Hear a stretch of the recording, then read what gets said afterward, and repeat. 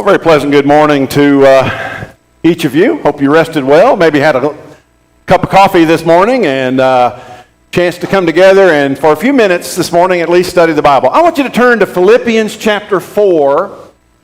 Philippians chapter 4 and verse 8. I like to call this study the verse that will change your life, and there's only about 1,000 of those. And I can only pick one, and so I've chosen this one, Philippians chapter 4 and verse 8, because it absolutely will change everything about your life.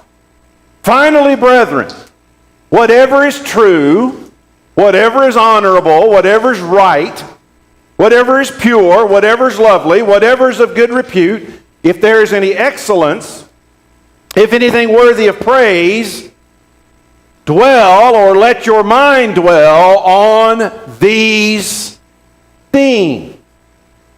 Let me ask you a question this morning. How important is your thinking? Somebody said, well, I never thought about that.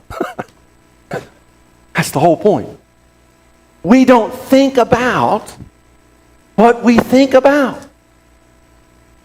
We hear people say, well, you are what you eat. Well, okay, there's truth in that. But I got to tell you, you are what you think because there's Bible in that. Proverbs 23 and verse 7, as a man thinks within himself, what? So is he. That's exactly right. You are what you think. So what you think about is important. I don't think we think about what we think about. But it's either or. Either we think thoughts that are God-honoring, that are Spirit-honoring, or we are motivated to think thoughts that come from another source, from someone else. It's either or. Your thinking will lead you in a direction toward God or take you away from Him. Now then, a lot of what goes on in life, you and I can't control. Can't control it. I can't control what other people do. I can't control what other people say. I can't control the traffic. I can't control the weather. Who turned winter back on, by the way?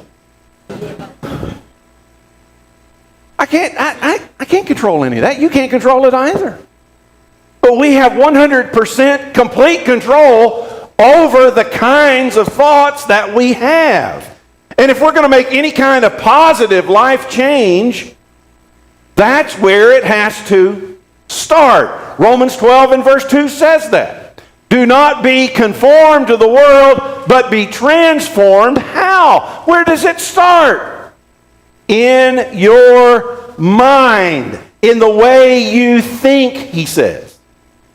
So there's a direct correlation between your thinking and the degree to which you experience enjoyment in life. There's a direct correlation between your thinking and the atmosphere that settles in your marriage and in your home. There's a direct correlation between your thinking and how well you get along with everybody else.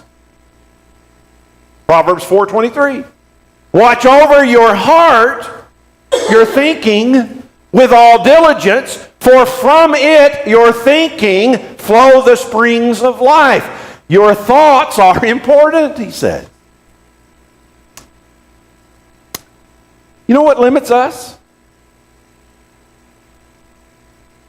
It's not our past. Because last time I checked, we all have one. And there are things in our past we'd like to go and have some do-overs. So we all have a past. What limits us is not our present, because I don't know anybody whose present life is always just picture perfect. I don't know anybody like that. So that's not what limits us. What limits us, ladies and gentlemen, is what we keep telling ourselves. What limits us is our thinking. It's our self-talk. It's these thoughts that keep bouncing around between our ears. And Paul says, you better learn to discipline that. Discipline that. Think on these things, he says. Ponder them. He says, think about things that are true, not false, but true.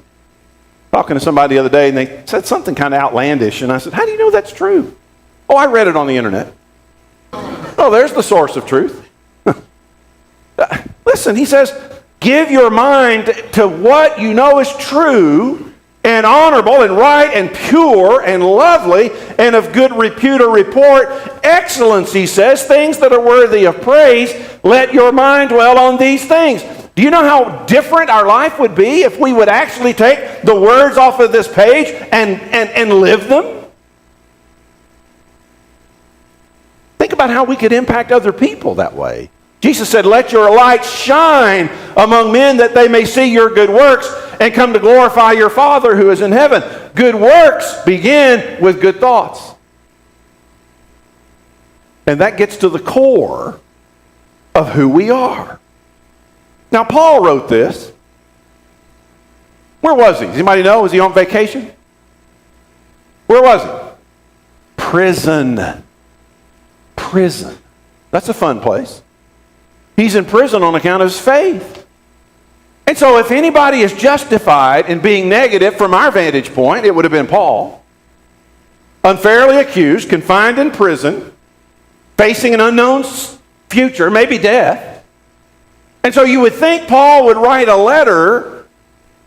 You would think this letter is all about woe is me. He could have. Woe is me, the prison food is awful here.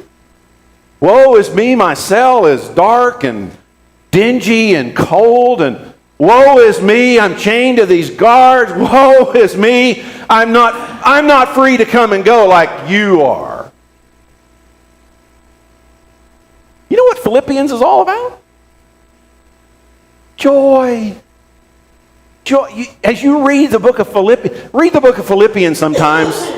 Don't study it, just read it. And every time you hear the word joy or rejoice, mark that. It's constant in this letter.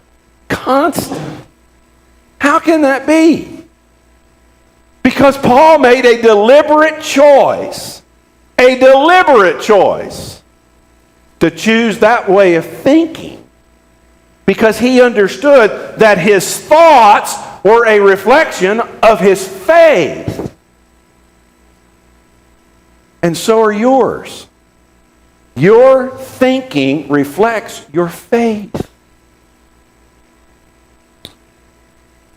Let me tell you a little bit about me.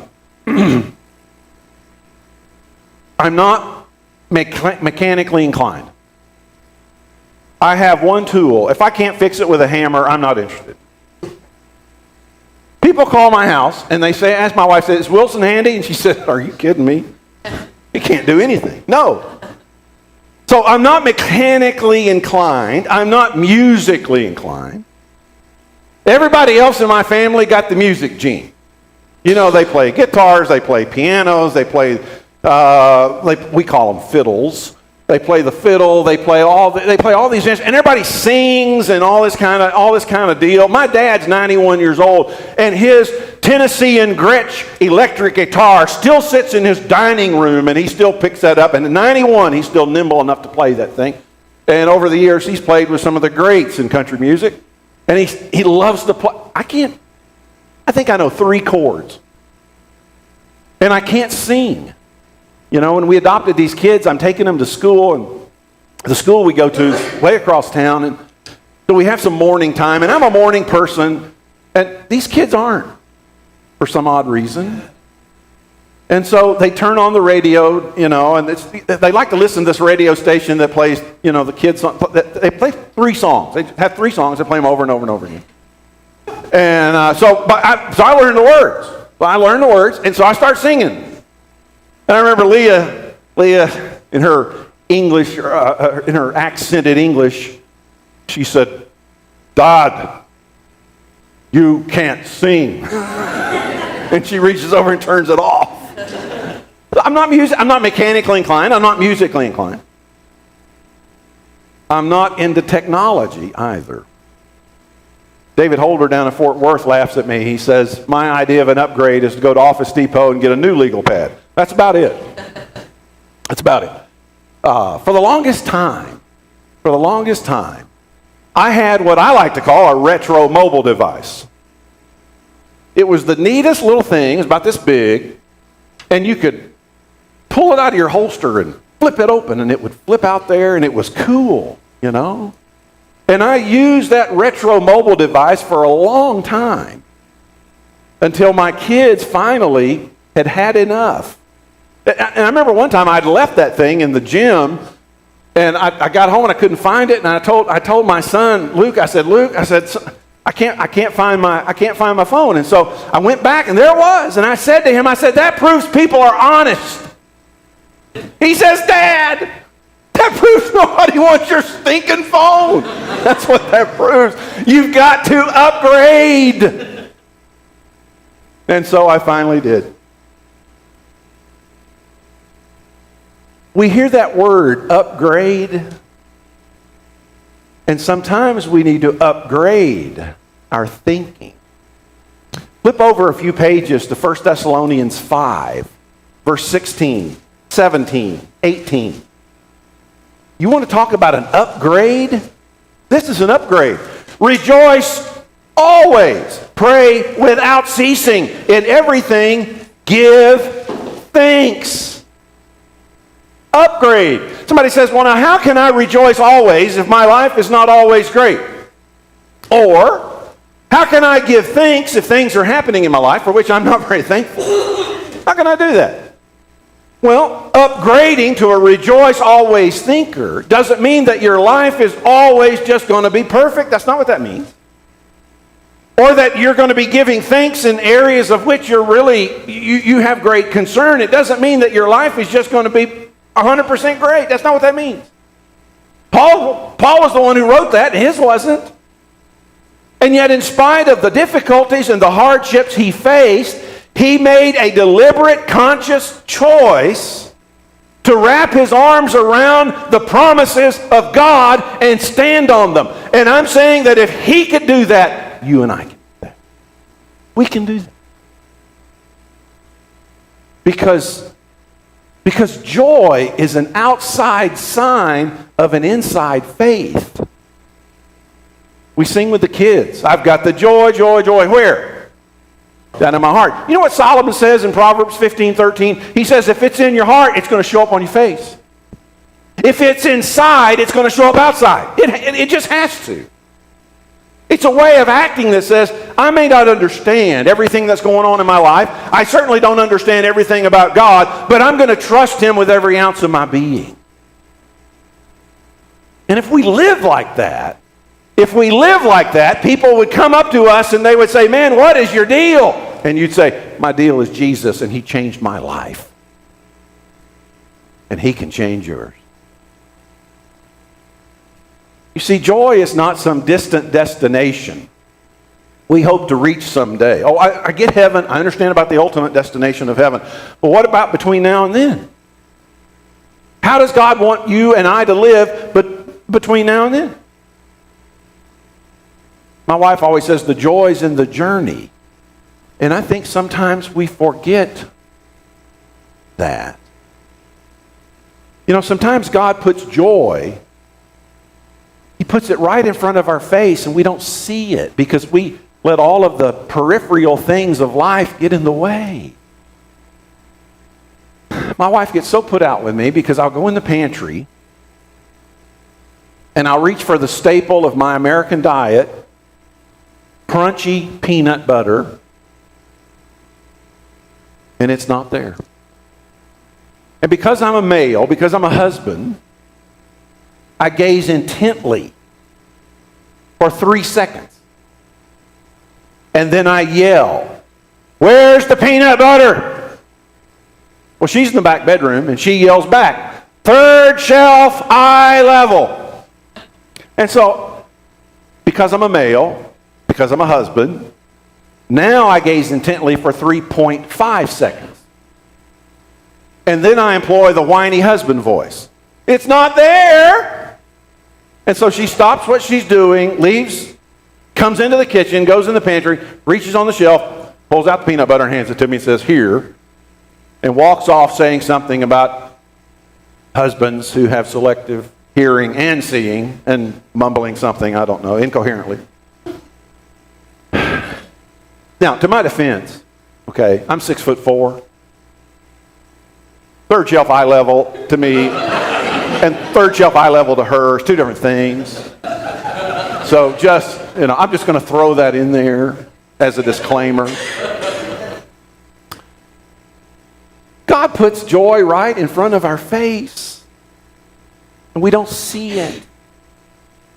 If you can't get excited about the promises of God and the exceeding great joy of the abundant life Jesus gives, I don't know what would excite you. I don't get it. Paul says, rejoice always. Upgrade your life.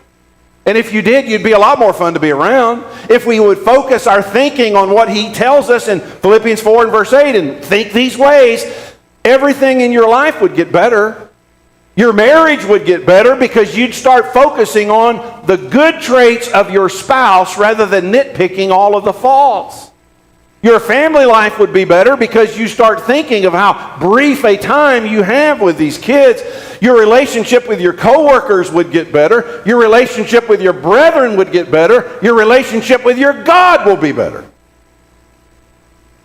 If your thinking got better. But we don't think about what we think about. Now, think about this. Your thoughts are showing. Your thoughts are showing.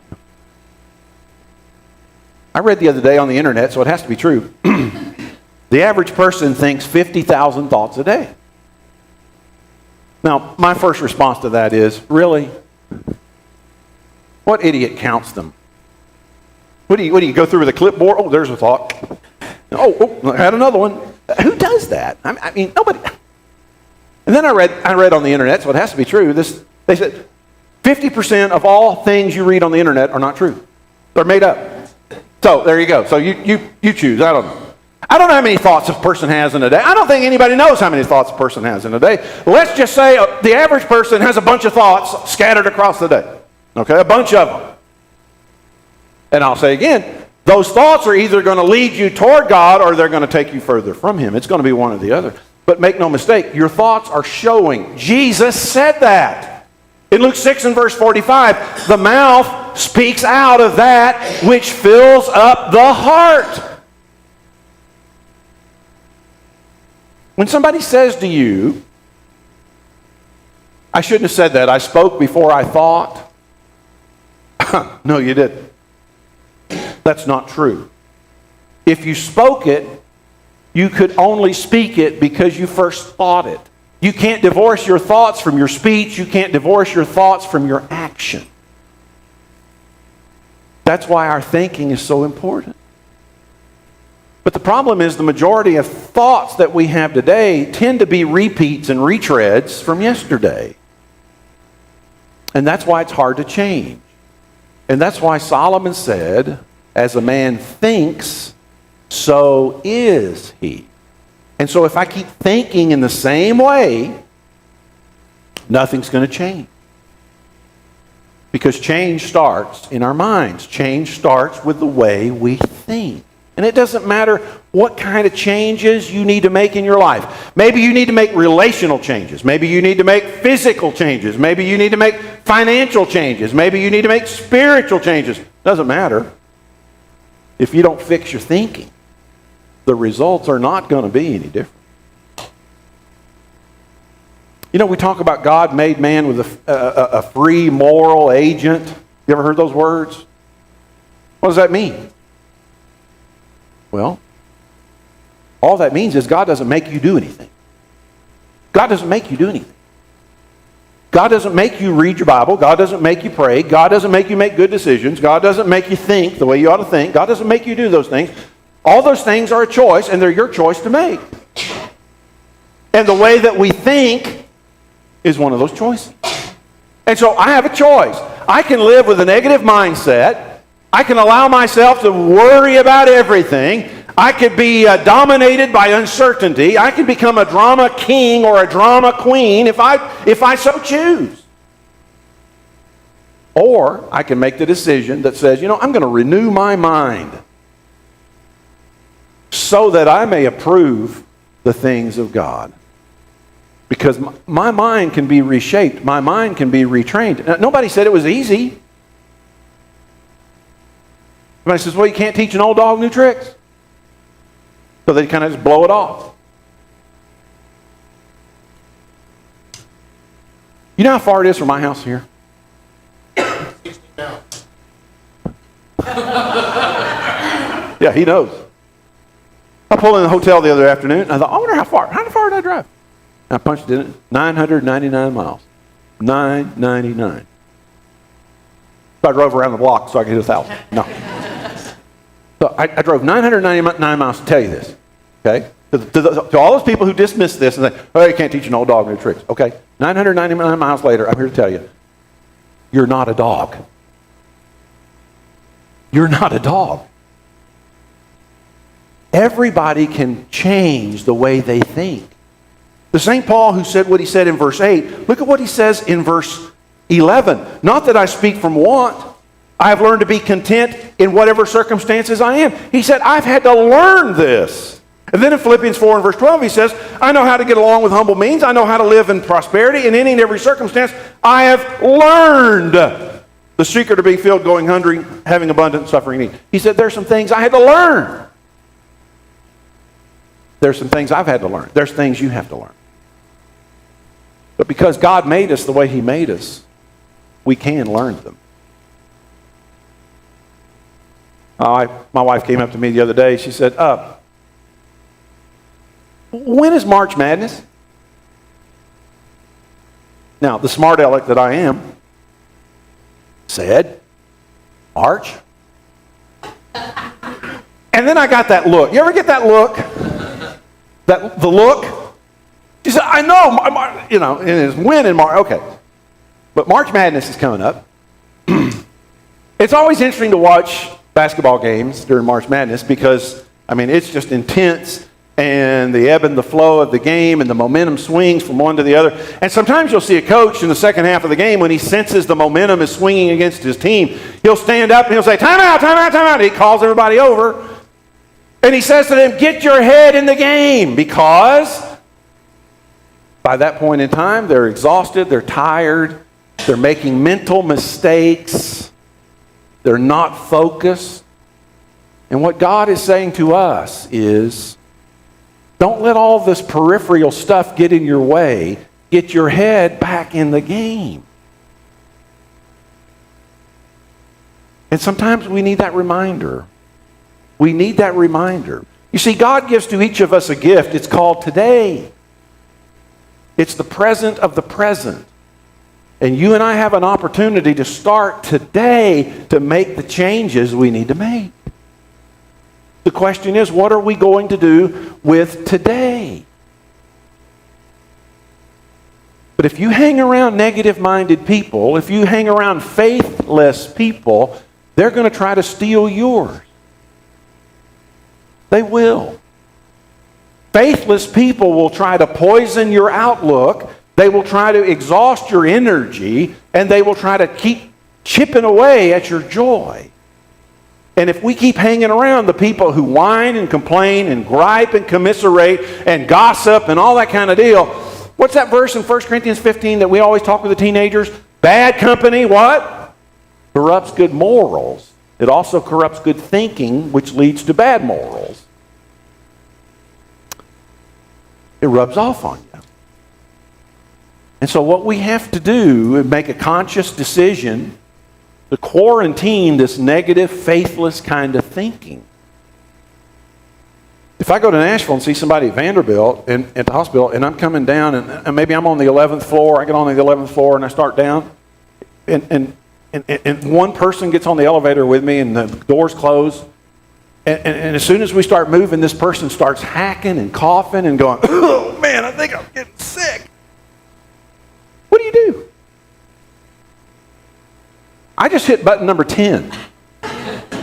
At the 10th floor, the door is open. I take stairs all the way down. I don't want to be around that person.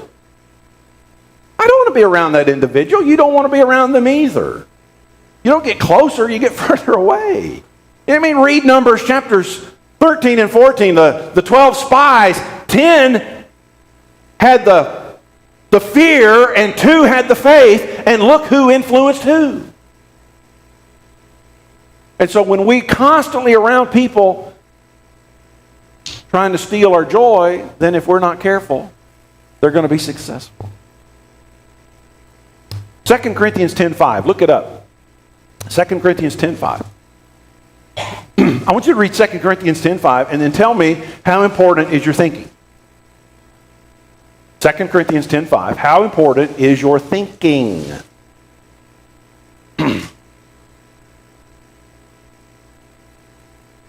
Paul says, take 25% of your thoughts captive to Christ. Right? 50%. 75%. What did he say? Huh? Every thought captive to Christ. What does that mean? What does that mean?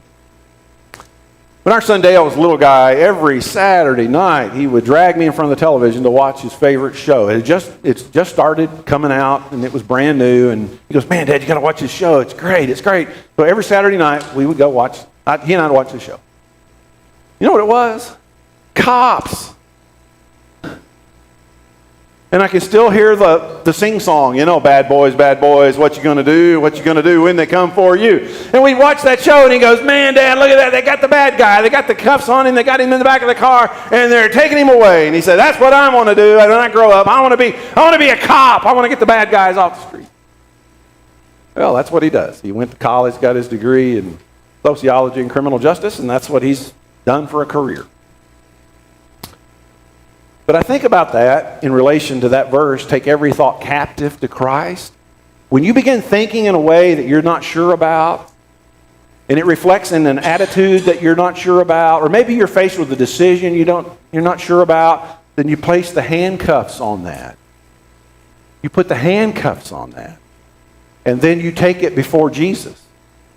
You take it before Jesus in prayer. You take it before Jesus through the Word. You take it before Jesus in consultation and counsel with others who've been around a long time, and you get some wisdom. And when you come to the conclusion, I shouldn't be thinking that way, I shouldn't be acting that way, then not only do you put the handcuffs on that, you incarcerate that and put it away from your life.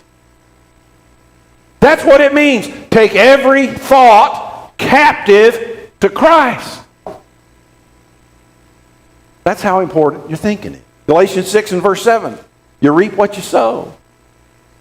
Our thoughts are like little seeds we put down in the ground. And the life we harvest depends on the seeds that we put in the ground.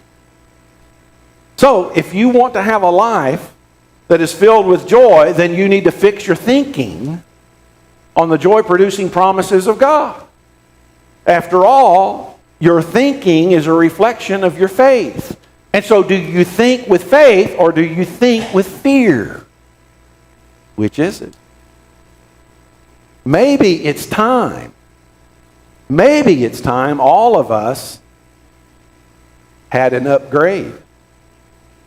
Finally, brethren, whatever is true, whatever is honorable, whatever is right, whatever is pure, whatever is lovely, whatever is of good repute, if there is any excellence, if anything worthy of praise, let your mind dwell on these things. How important is your thinking? Folks, that's where it all starts.